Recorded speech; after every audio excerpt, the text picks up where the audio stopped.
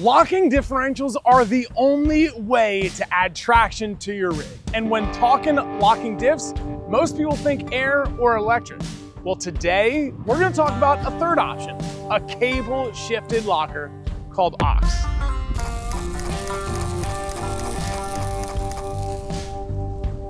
In 2003, when the TJ Rubicon came out, it was revolutionary.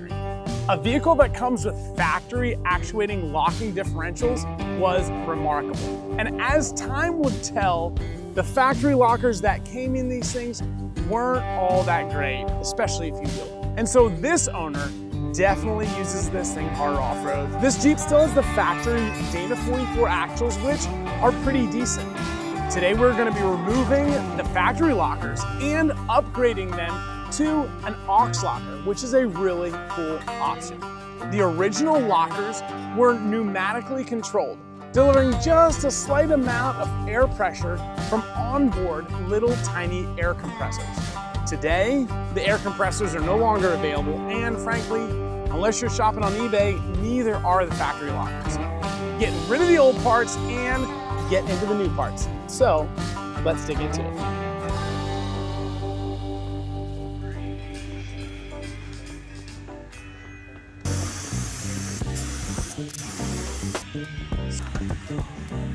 Like Harry's fart.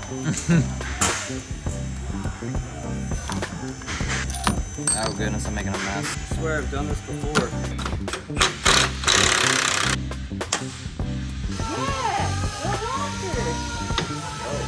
Oh. Seriously?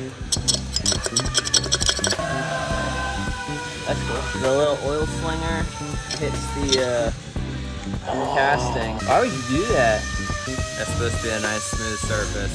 Super common. But when this happens, you can put a new seal in it 100 times, it's still gonna leak. Yeah. Because it's screwed up.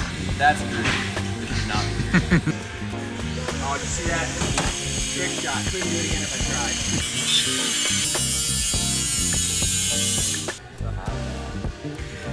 CRC sponsor us. But I think we have to.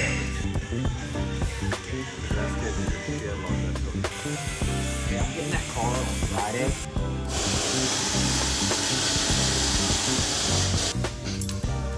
Got it. Got it. Yep.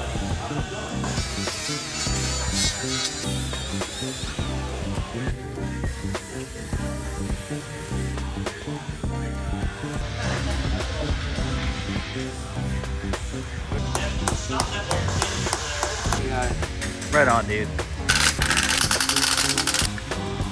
What? Tyler thinks ridge lines are cooler than plastic tables. Ring gears. It's a lot of in and out. Gotcha. Shimming, literally making like thousands of an inch changes. This is why ring gears take so long.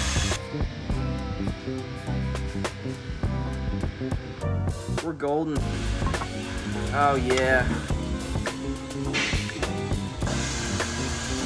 But I got all of this set up. Now the nice thing is you can kind of adjust how you have the motor and then where you want the bracket around if I need to tuck underneath.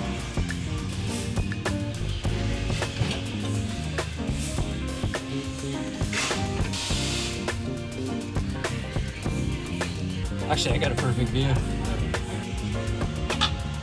Look how cool it is in that thing.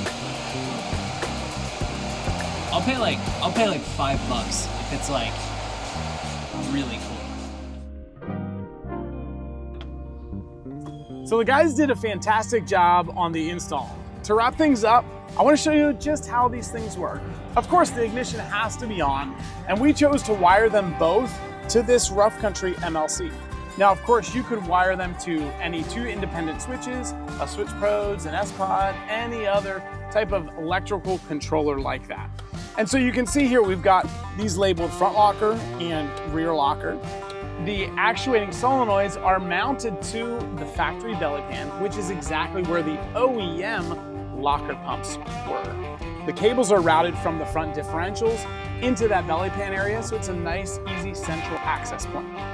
Turning the lockers on is as simple as hitting the switches, front locker and rear locker.